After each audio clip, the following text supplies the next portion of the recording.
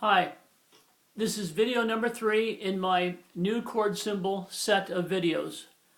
In the last video, I showed that I decided to use, naturally, the traditional staff, and I showed that I can choose either a traditional clef symbol or I can choose one of my own, the ones I invented.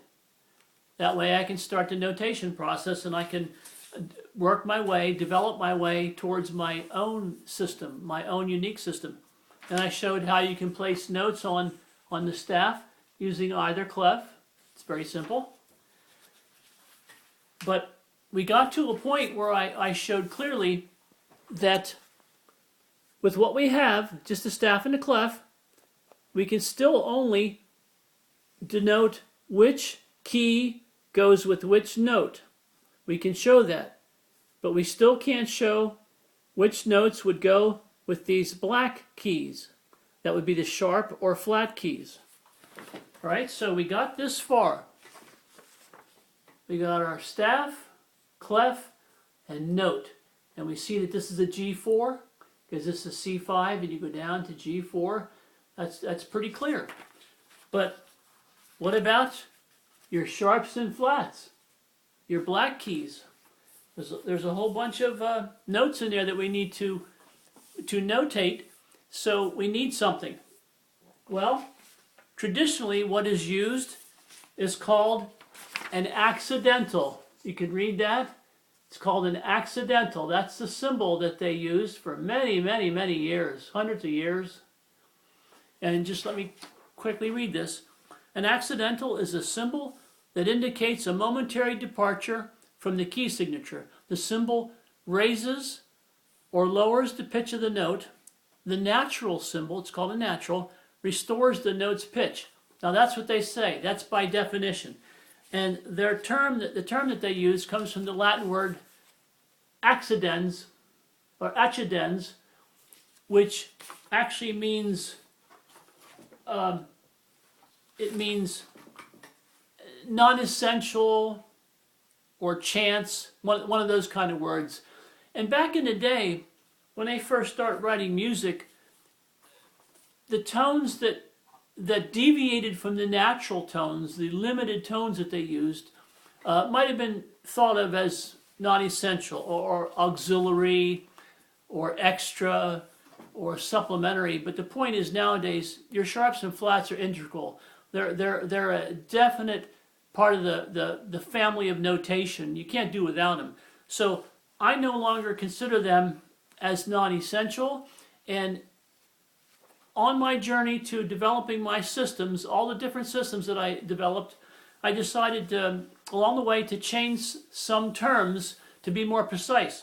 So I actually don't call them accidentals anymore, because I took the word specify. All right, there's the word specify. You can see that. And specify means to name or state explicitly or in detail. So I don't call them sharps and flats or double sharps or double flats. I call them specifiers, because the specifier, the way I use it, explicitly names a note. It clearly distinguishes one note from another. So that's another new term I've thrown in with my many systems and many ideas that I have. Right? So we have the note. And keep in mind, as I've said before, the note is just a graphic representation of a tone. It's an anagram. The letters are different. They're the same letters, but they're arranged differently. It's an anagram. But a note, you can't hear a note. You'll never hear a note, but you'll hear a tone. And when you hear a tone, this is the beautiful thing. When you hear a tone, that's once and done. A lot of people think tones can be repeated. That's in the realm of acoustics and physics. That's actually not true. A tone is once and done. You can write a note. You can write a note thousands of times. The same note looks exactly the same, but you will never ever hear a tone more than once. It's like if you looked at a 1,000 little pictures or emoticons of apples. You can see 1,000 pictures of that apple. But when you eat that apple, that's it. That's one apple once and done. It's the same way with tones. Now I say that because later on I want to show you something. But for now, we say, if you want to call it an accidental, fine, I call it a specifier. You say, oh, okay, I can put that sharp symbol in front of that G, and I get a G sharp 4. Okay? I would call it a specifier, but it's still a sharp, and you see you have a G sharp. Now let's talk about tone names. The sharp symbol for that note would go in front of the note. But when you write it out alphanumerically, that sharp symbol would go after the letter.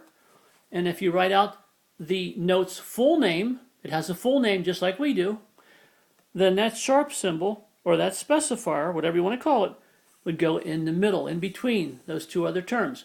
You see that? There's 3 different placements. All right? Now, any tone in Western music, I don't know about the foreign stuff, the Middle Eastern, the Chinese, all that stuff. I don't know about their scales and their systems. But the point is, every tone, in other words, a tone at a specific pitch, has a full name, just like we do. For example, here, you have a tone, let's say it's G4, or you could say G sharp 4. Well, that's no different than a woman having a name Jane Smith or John Smith. You see you have your given or first name, and you have your family or last name, just like you do with a person's name. Jane Smith, her given or first name, and Smith, her last or family name. It's the same thing. So every note or every tone has a full name. And you could say, like the G4, the 4, for example. Well, that's like a family name. For example, you could think of, let's say you have C4 up to B4. You could consider that a family of tones, or a family of notes. Or C5 to B5. You could say that's a family of tones. So along those lines, you can see how it is, and you can see that there's a whole lot more to the note than meets the eye. The note's critical because I'm going to go on and show how I developed a chord notation system, and you can't have it without notes. So the note's critical. And the note is very interesting. And once you have your sharps and flats, all right, then you can see which note correlates with which key, because now you have a full array of symbols or combinations of symbols, all right, to help you determine which one of these keys goes with which notes. Let's say this is let's say that's a C4 there, all right, then that would be this note, and then up here you would have a C5, which would be this note, and so forth. And then your sharps and flats would land somewhere up here. And regarding your sharp and flat keys, you could say, well, that's a C sharp or a D flat. Now the tone is enharmonic. In other words, the C sharp sounds the same as the D flat.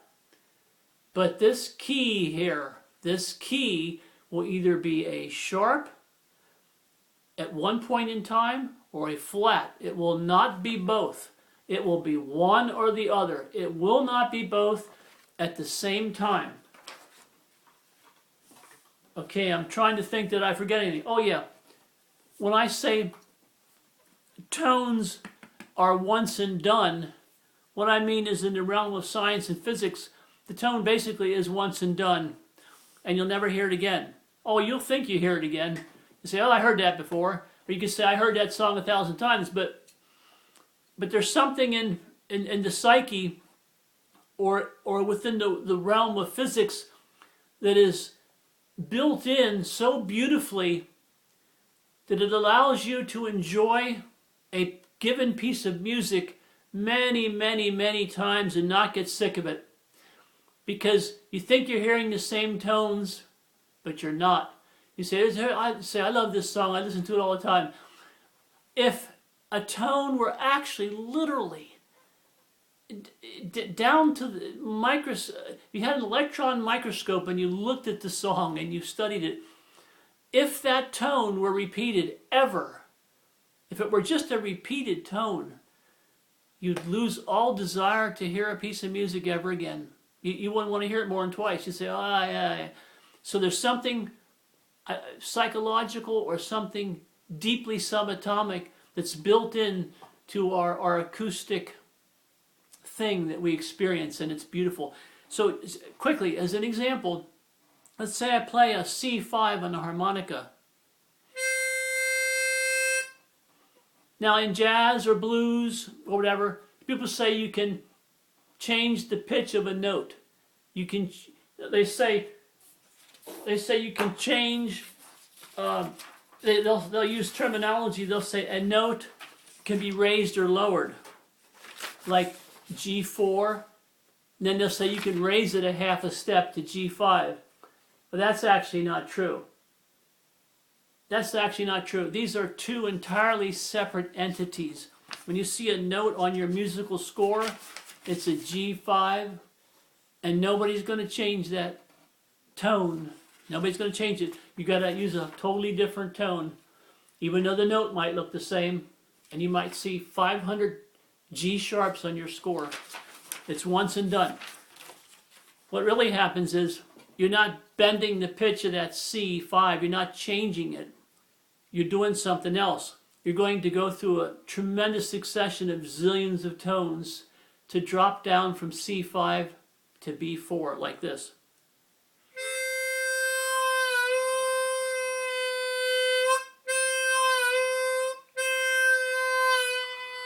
You see, I'm not really, it's an abstract. I'm not really bending or changing that C5.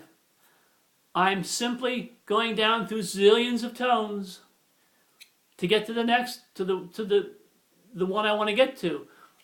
Like,